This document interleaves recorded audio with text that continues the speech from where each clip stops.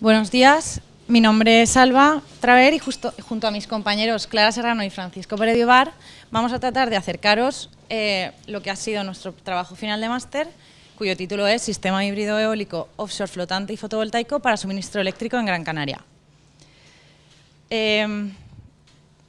Para llevar a cabo este trabajo hemos querido partir de un supuesto real y extremo para estudiar la posibilidad de sustituir fuentes de energía convencionales en sistemas, entornos aislados como pueden ser las islas, a fuentes de energía renovables. De este modo, como iremos viendo, se ha conseguido alcanzar cierta reducción de costes de producción, por así decirlo, pero lo que es más importante, como hemos venido viendo a lo largo de este año y asimilando durante el máster, la importancia de que con este proyecto lo que se consigue es construir una alternativa en forma de energía renovable a fuentes de energía convencional que son agotables y altamente contaminantes. A lo largo del proyecto, a lo largo de esta presentación, vamos a exponer una serie de singularidades de nuestro proyecto para ofrecer de una manera reducida y resumida, por así decirlo, una idea global de lo que es nuestro proyecto y de la solución elegida. En primer lugar, el emplazamiento. ¿Por qué el archipiélago canario? El archipiélago canario es la zona con mejor recurso de España y además, por su situación de insularidad, su generación es de alto coste, por lo que la situación esta de insularidad hace que los diferentes subsistemas del archipiélago canario, a excepción de la isla del Hierro, donde se encuentra la central hidroeólica Gorona del Viento, utilicen combustibles procedentes de derivados del petróleo para su generación, lo que eleva a 3 veces más el coste de generación que en la península. El sistema eléctrico de las Islas Canarias se divide en 6 subsistemas de reducido tamaño y aislados eléctricamente, y el tamaño de estos sistemas es lo que genera unos altos costes de producción de energía debido a operacionalidad y a estabilidad de la frecuencia del suministro eléctrico.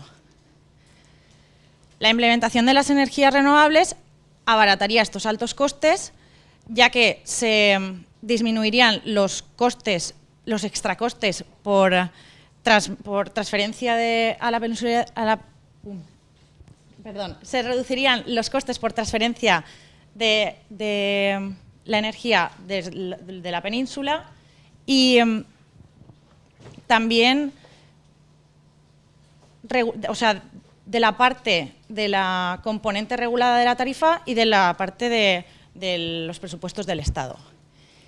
El objeto del proyecto es realizar la instalación eólica flotante y fotovoltaica para suministro eléctrico de la red de distribución de Gran Canaria para ofrecer un mix energético y independizar los combustibles, independizar en gran parte y evitar los combustibles fósiles para su generación. El recurso. El archipiélago canario cuenta con un gran recurso eólico y fotovoltaico. Estas dos tecnologías se han elegido porque en la actualidad son las que mayor grado de penetración y desarrollo tienen.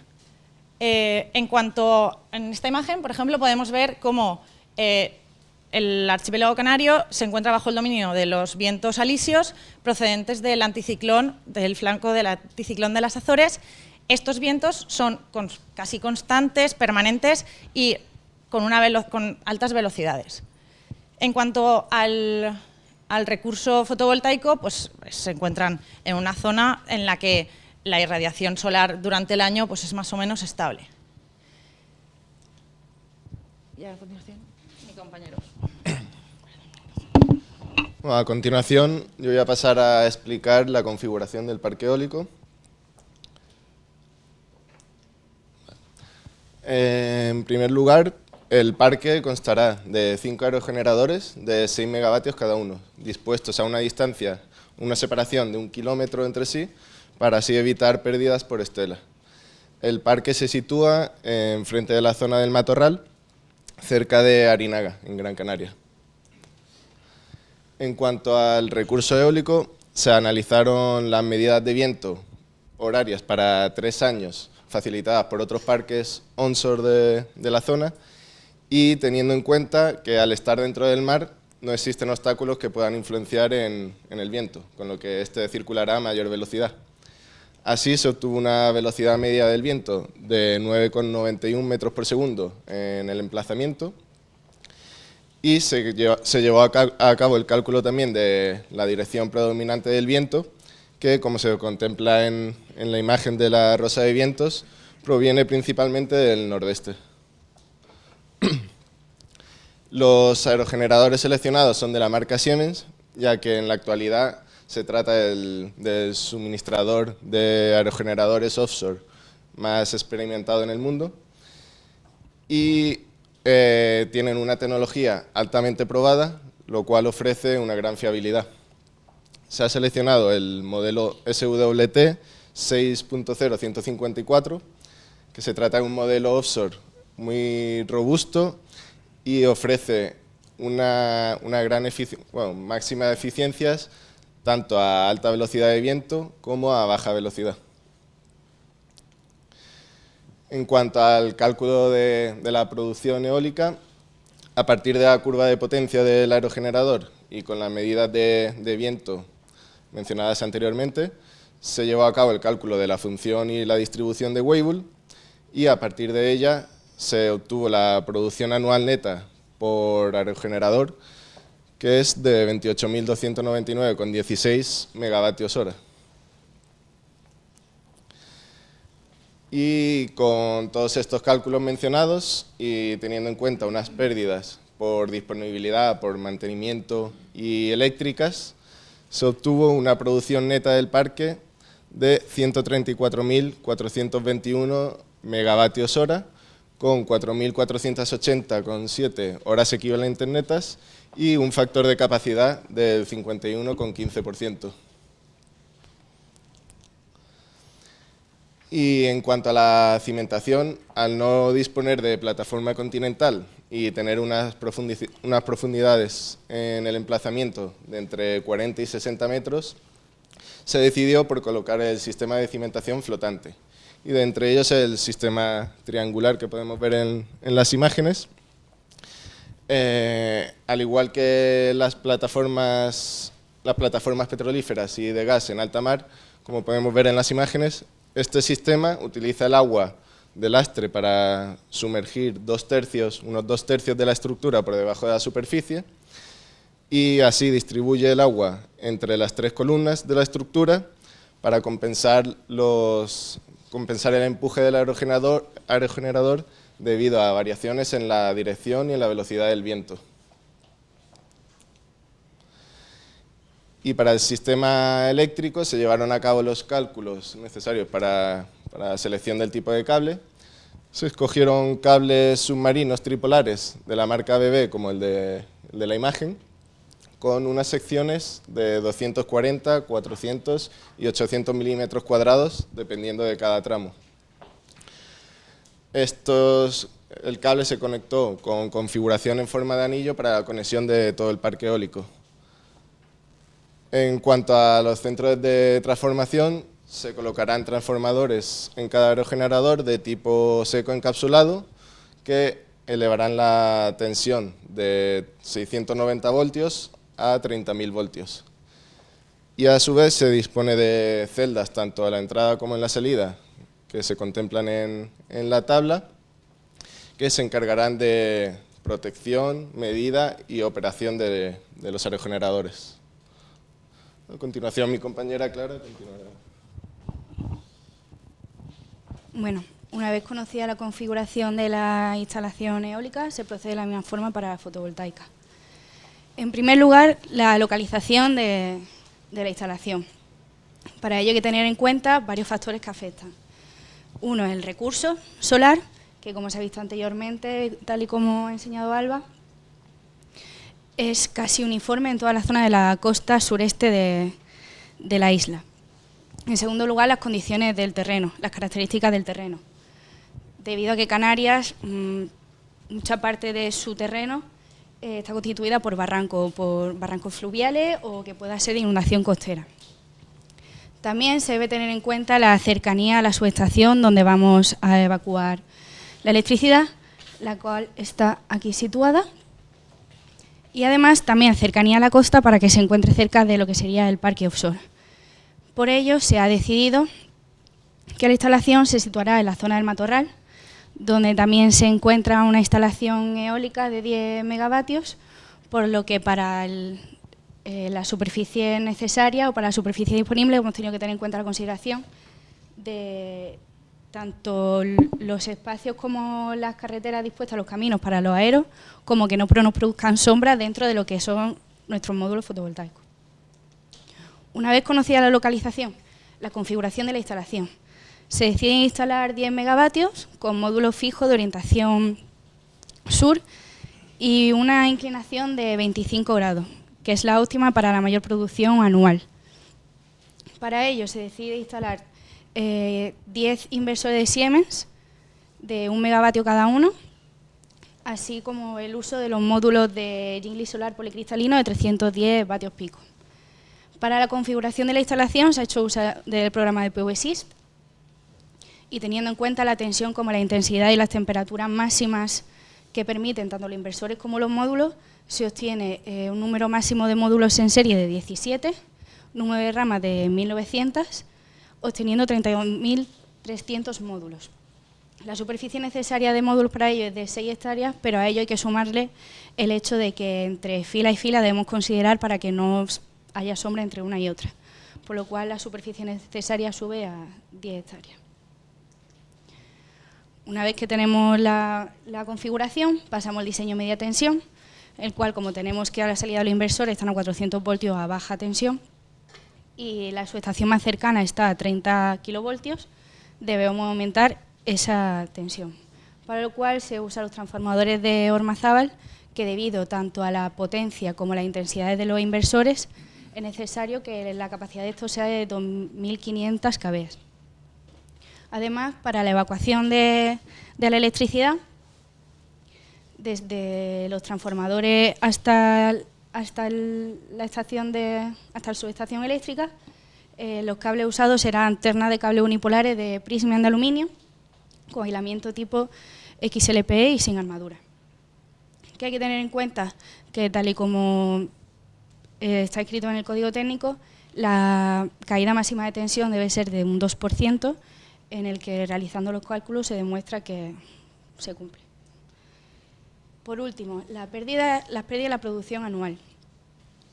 La producción, para ello hemos usado también PV-SYST, en el que hemos tenido con las pérdidas que tiene en cuenta dentro de que son las pérdidas por coeficientes, por temperaturas, por pérdidas de eficiencia de los módulos, así como la eficiencia de los inversores, y por pérdida de polvo y suciedad, se obtiene una producción de 16 gigavatios hora anuales, a lo que hay que tener en cuenta también el factor de sombra, que se ha considerado un valor estándar, un 2%, produciendo 15,68 gigavatios hora anuales y un factor de rendimiento del 79,4%.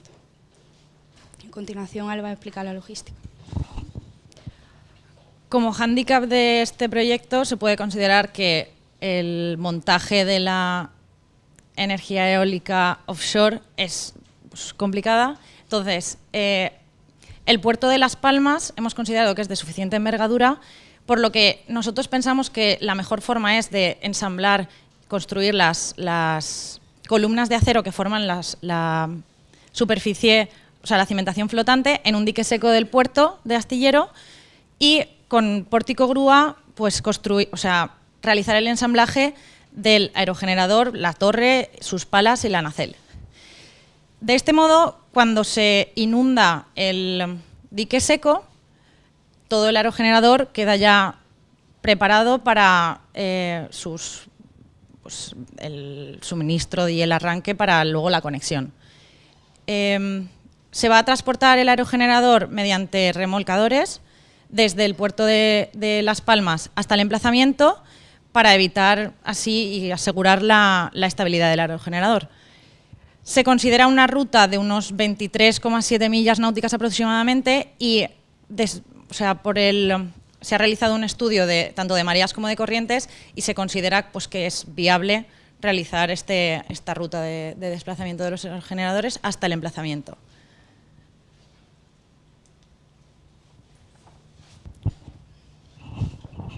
Y a continuación, en cuanto a la evaluación económica, en estas tablas se puede ver el presupuesto tanto para el parque eólico como para el parque fotovoltaico. Como podemos ver, el parque eólico supone 99 millones de euros, mientras que la inversión del parque fotovoltaico es de unos 11.118.000 euros.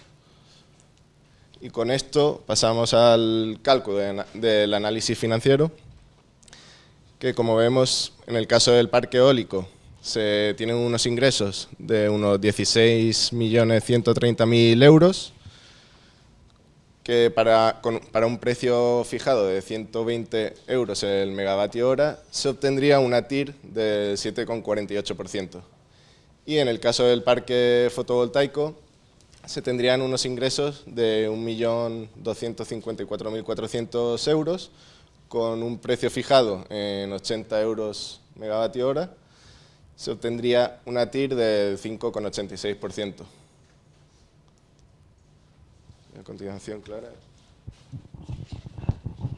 Por último, a modo de conclusión, hemos querido representar dos curvas de carga características para cada estación del año, en la que en el eje principal se muestra la demanda de la isla y en el secundario los megavatios hora producidos de los dos sistemas.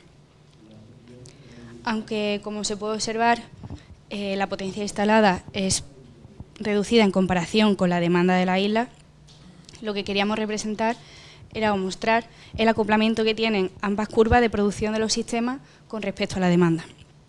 En el caso del mes de julio, vemos que en el caso de la eólica offshore, la producción es constante a lo largo del día y a máxima potencia, y que la fotovoltaica se acopla perfectamente a la demanda. En el caso de enero sí que habría más problemas en el tema de regulación y ajustes, que aún así se podrían controlar con un sistema de control también de la programación secundaria de la demanda. Con ello, ¿qué decir?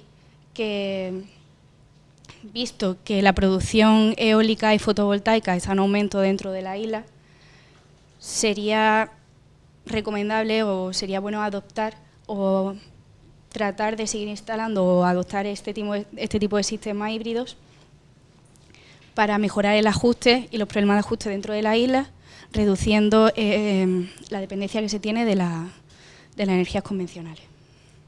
Y ya está. Gracias por vuestra atención.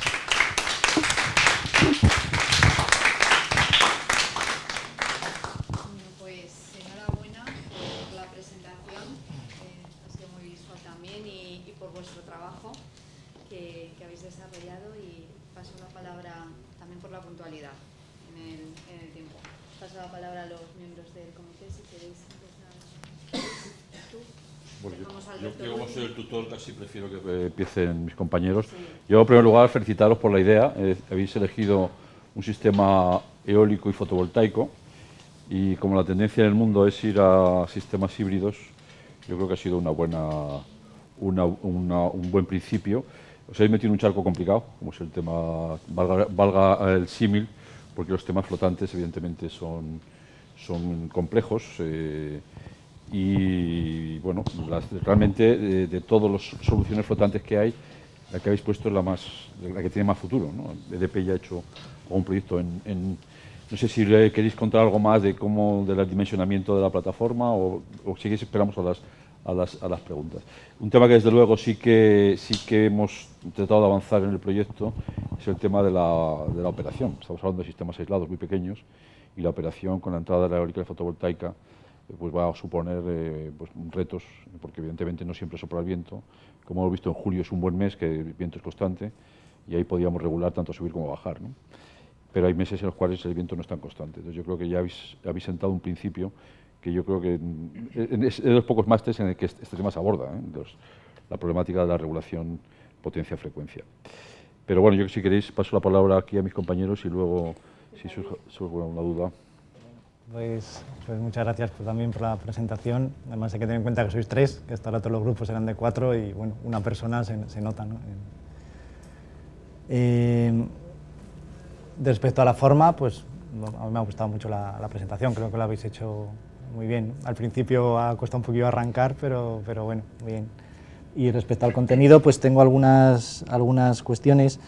Yo, desde luego, también me parece muy bien lo de hablar de hibridación, en particular eólica fotovoltaica, porque, entre otras cosas, yo también me dedico a eso. Aquí en el máster esa parte os la daba yo, de hecho, ¿no? Pero algunas preguntas que tenía era, por ejemplo, o sea, ¿cómo habéis elegido las instalaciones? O sea, ¿por qué 5 aerogeneradores y no 6 o 7 o 4? ¿Por qué 10 megavatios de fotovoltaica y no 5 o 15? ¿Habéis seguido algún criterio o simplemente por darle un tamaño? Al principio habíamos considerado en poner más potencia de fotovoltaico, pero por el problema de eso, de características del terreno y la disponibilidad, no teníamos espacio suficiente y que saliese rentable y que fuese cercano a la subestación como para instalar tanto. Así que al final se decidió instalar más y darle más importancia a la offshore, que además produce mucho más que la fotovoltaica, como se ha podido ver, y es por eso que se han elegido. Ya, pero o sea, quiero decir, ¿por qué 5 aerogeneradores y no otro número? ¿Hay algún criterio o es simplemente por poner un número? Bueno, en el caso de los aerogeneradores, también por la tecnología, que es una tecnología todavía un poco en investigación. Entonces, queríamos probar a ver con 5 aerogeneradores. Y luego el caso de la fotovoltaica un poco también por tema de espacio en el terreno. ¿El tutor puede contestar también? Bueno, realmente hay un tema, y es que las subestaciones de Canarias no admiten, tienen un límite físico a la hora de admitir potencia, ¿no? Tienes una capacidad de acceso. Claro, hay un trabajo previo y es analizar los nudos de la red en Canarias, y en Canarias, desde luego, estamos hablando de 40 megavatios, más de 40 megavatios en el nudo donde se conectan, no hay capacidad, con lo cual se decidió acotar. Si en un momento dado se viera que el parque va para adelante, evidentemente se podrían hacer refuerzos y conseguir. Hay que pensar que Gran Canaria tiene una punta máxima de 500 megavatios y una mínima de 200 y algo. Entonces, para los dos grandes nudos, que son Ginamar y el otro, que ahora no me acuerdo cómo se llama, la potencia que iba de entrada no era mucho mayor de la que se ponía. Lo que se trataba además era de demostrar la solución técnica que era factible, consideramos que con ese tamaño era suficiente. De hecho, en un principio se había propuesto un emplazamiento un poco más hacia arriba para conectarnos en otra subestación que creíamos que ya estaba construida, pero luego en el proceso de investigación de la red eléctrica de Canarias, en principio íbamos a situarlo por esta zona. Lo que pasa es que vimos que la subestación que se había propuesto instalar, que está ya en proyecto con red eléctrica, ponía que estaba en Arinaga, pero en realidad estaba mucho más hacia el interior y entonces eso aumentaba los costes de producción, o sea, los costes de producción. Y entonces, en cuanto al emplazamiento, el fotovoltaico teníamos un terreno más reducido. Es verdad que en el eólico, al ser offshore, no tenemos esa imposición de terreno utilizado, pero también queríamos probar con máquinas de 6 megavatios y por buscar un poco también un número más redondo, pues dijimos de instalar 5 aerogeneradores. En el caso de La Gomera, pues habían identificado unos planes de ordenación que ya estaban hechos. En el caso de Gran Canaria, ¿no hay algo parecido? Sí, de hecho en el resumen ejecutivo está el mapa donde en las zonas es más dedicado a los emplazamientos disponibles offshore, por así decirlo, en el que te marca zonas protegidas pesqueras, zonas donde no se puede implantar, está por colores, una gráfica por colores de rojo que era imposible por tema también de fauna y impacto ambiental. Entonces vimos que en esa zona, teniendo en cuenta que los vientos alisios provienen del noreste, lo más correcto era situarlo en este lado de la isla, y entonces un poco jugando con el impacto ambiental, con la cercanía a las subestaciones, pues hicimos casar esta solución. Luego, respecto al análisis económico, lo de la PPA de 120 euros el megavatio hora, ¿eso es real? O en España, quiero decir. Sí, o sea, se supuso que se presenta el proyecto a una subasta y el precio fijado es por 120 euros el megavatio. En Canarias, quiero decir, están en ese orden las posibles subastas. Hombre, o es hipotético.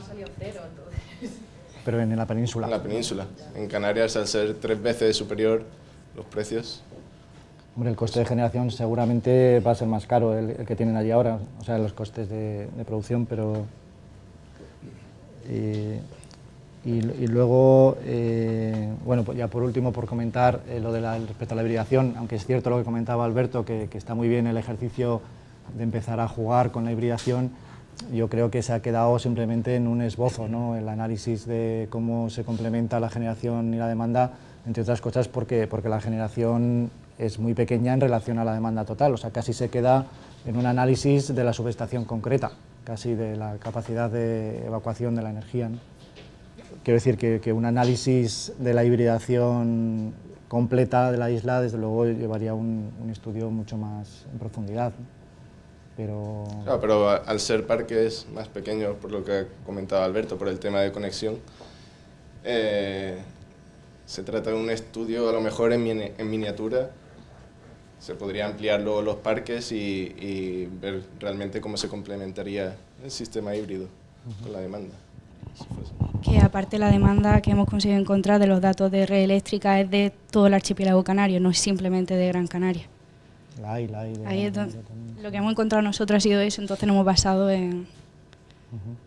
Pero quiero decir, o sea, que la problemática, pues precisamente por lo que comentaba Alberto, ¿no? Si estamos hablando de 30 megavatios de eólica, 10 de fotovoltaica, respecto a un mínimo de consumo de 200 y pico megavatios, en global, o sea, puede haber problemas puntuales, pues eso, en el nudo, ¿no? en la subestación, pero a nivel global es prácticamente como si fuera una conexión a red, o sea, quiero decir, porque todo lo que generes te lo van a consumir, ¿no? No hay problemas bueno, habría que ver cómo generan las otras fuentes que hay en la isla, ¿no? Vale, pues eso es todo por mi parte, muchas gracias. Sí, yo voy a dividir un poco las preguntas, primero en parte técnica y después más en función de la presentación y algunos datos. Bueno, primero, gracias por la presentación, la verdad es que es bastante fácil de seguir y bastante visual y concreta. Y en cuanto a la parte más técnica, como sí que conozco un poco el tema del offshore flotante, me surgen así algunas dudas de saber de dónde habéis partido para conseguir ciertas cosas, como por ejemplo el diseño de layout del parque.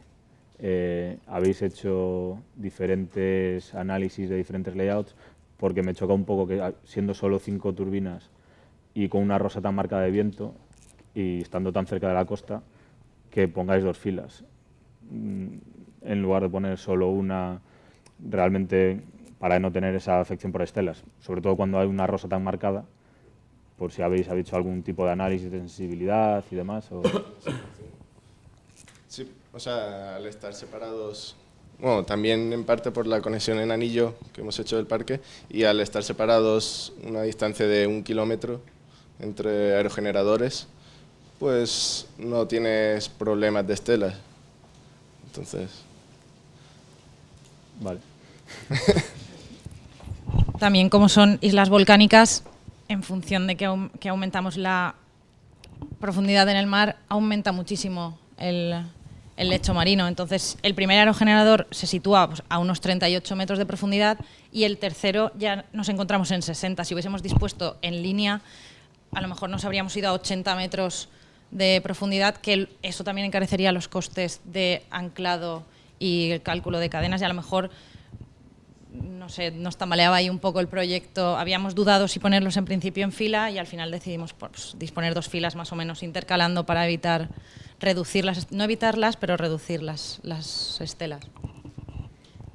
No, porque tampoco era otra pregunta, que la distancia a la costa me parece un poco, no sé, muy corta. Son 2 kilómetros nada más. Yo no he visto creo que ningún proyecto offshore tan cerca de la costa, no sé que sean de los de gravedad. Entonces, por eso decía que también, al estar tan cerca de la costa, pues irte 1 kilómetro más o menos, aunque aumente la profundidad, de ahí viene lo que sea flotante, porque hay mucha profundidad, entonces sea flotante. Era simplemente si habíais visto, si habíais hecho los análisis, ver qué pérdidas tenías con una cosa y la otra, un poco, si lo habéis decidido en base a algún criterio. Es que justo en esa zona estaba muy marcada una zona pesquera reservada para pesca de arrastre, también no queríamos intervenir en ninguna ruta marítima y si nos alejábamos más de la costa había una zona roja marcada de impacto ambiental alto y entonces no podíamos instalarlo. Entonces, por eso la proximidad a la...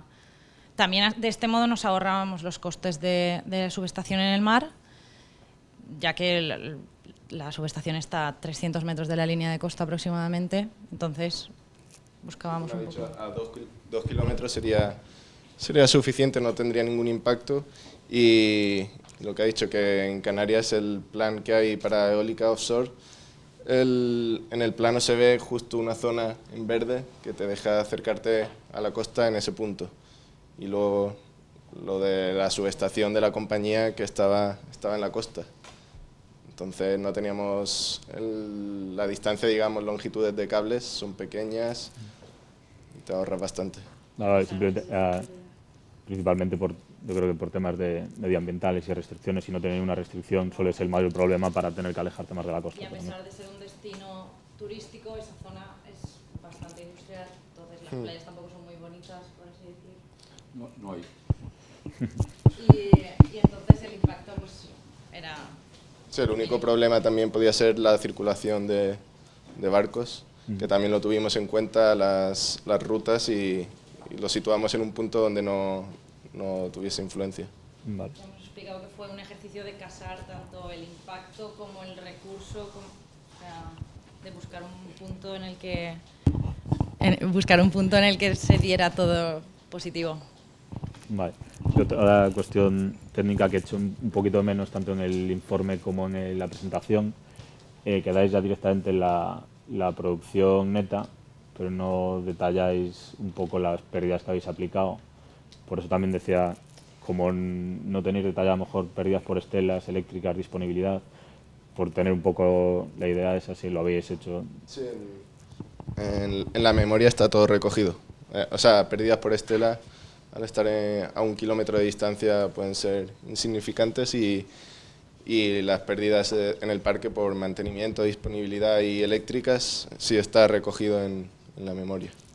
O sea, que a lo mejor una tablita pequeña en el resumen ejecutivo quizá... Que también teníamos las partes Sí. un poco difícil. Y también he hecho un poco de menos en cuanto al tema de offshore, que ya que es offshore, dar unos detalles, porque aparte de hacer todo el análisis del estudio de viento y demás, una cosa muy importante en offshore es el análisis de las condiciones del mar.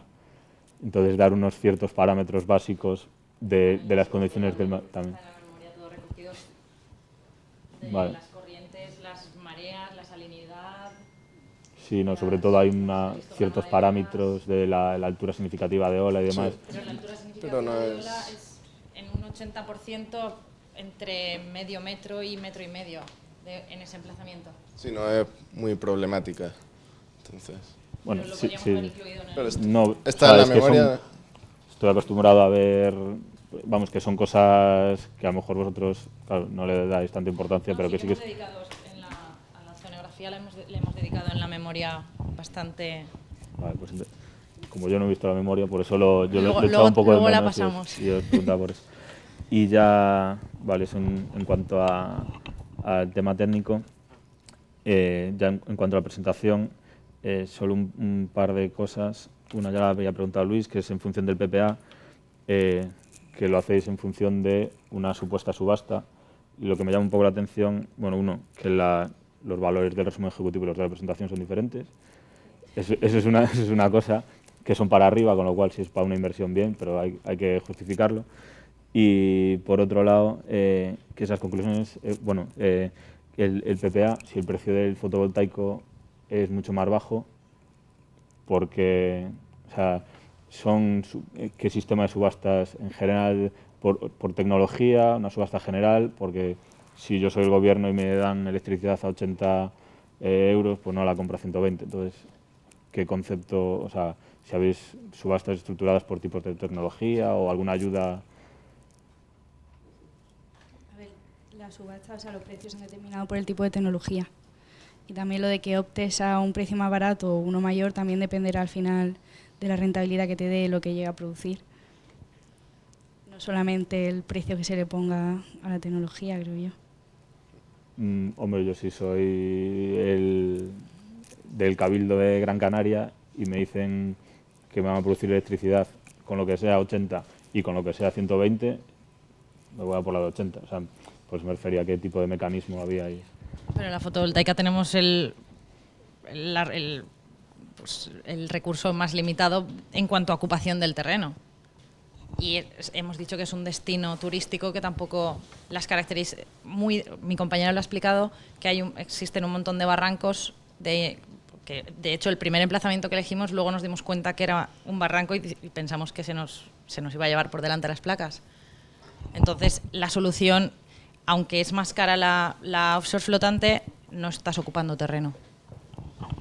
La subasta, es que aquí ponía la orden ministerial y en 1045 es por tecnología. Las subastas son por tecnología, con lo cual se emiten precios diferenciados. Porque tiene razón Marcos que evidentemente si fuese una única subasta siempre se optaría por la más barata. Pero hoy por hoy la orden ministerial y nosotros lo que hemos hecho ha sido optar por un precio de PPA cuando realmente hoy por hoy la orden ministerial lo que fija es un RIM y una retribución fija y una retribución variable. Pero entendemos que en algún momento dado se entrará la racionalidad al gobierno y la hará por precio de generación, no por inversión. Pero sí, respondiendo a tu pregunta, hoy por hoy las subastas, tal como ha anunciado el gobierno para la próxima subasta en la península, es por tecnología, eólica y fotovoltaica, cada uno a su precio. De hecho, al final, a estos precios, la eólica sale más rentable. También por el tema de la producción. Porque le pagan más. Claro, si te pagarás igual que 80, claro. La producción de la fotovoltaica ha salido peor por temas de claridad también en la isla. Entonces, mi pregunta era simplemente como no había ninguna referencia está implícito. Está implícito. Vale, yo pregunto para saber. Sí, no, pues la pregunta es pertinente. Y nada, ya lo último que las conclusiones que habéis puesto también de compatibilidad, lo tenía apuntado como a preguntaros si habéis estudiado la compatibilidad de los diferentes recursos, pero he visto que ya en la presentación sí que lo habéis metido en las conclusiones que tampoco están en el resumen ejecutivo, que igual os hubiese quedado un poquito... Sí, vamos, yo, a lo mejor, claro, yo porque me fijo en unas cosas y cada uno se fijará en otras, y yo en las cosas que me he fijado en algunas, yo las he echado de menos en el resumen ejecutivo y a lo mejor pues hay otras partes eléctricas y demás que sí que están, que yo a lo mejor no le doy tanta importancia porque también conozco menos. Pero vamos, que haber terminado el resumen ejecutivo con unas conclusiones así a modo de presentación, pero bueno, como lo habéis hecho aquí, pues tampoco pasa nada. Pues nada, ya suficiente. No, yo no tengo preguntas porque vamos, hemos trabajado ahí codo con codo, con lo cual sí que la parte hubiera sido bueno el saber contar un poquito más el tema oceánico que nos ha faltado ahí en la presentación, porque evidentemente el vídeo queda muy bien, pero justificar por qué esa solución y cuál es. Pero vamos, yo preguntas no tengo. Igual deberíamos de haber reducido el título en que no fuera tan largo, que fuera más como Photo Windflow. Lo que pasa es que mi equipo no les parecía muy bonito. Sí, eso había ahorrado unos segundos de tiempo. Nada, voy a felicitaros por el trabajo, porque habéis trabajado. Yo lo decía para dar más valor, porque yo también hice un proyecto offshore y la principal diferencia es que está en el mar. Entonces, si contáis un poquito del mar, claro, pues lo hacéis un poquito más completo. Por eso lo de incluir los vídeos es lo que hemos pensado para darle más importancia al flotante, a la generación flotante. Sí, pero los vídeos hacen otros. Que aquí nos interesaba el esfuerzo que habéis hecho, que no queda reflejado del todo en la presentación. Pero en fin, de todo se aprende, ¿no?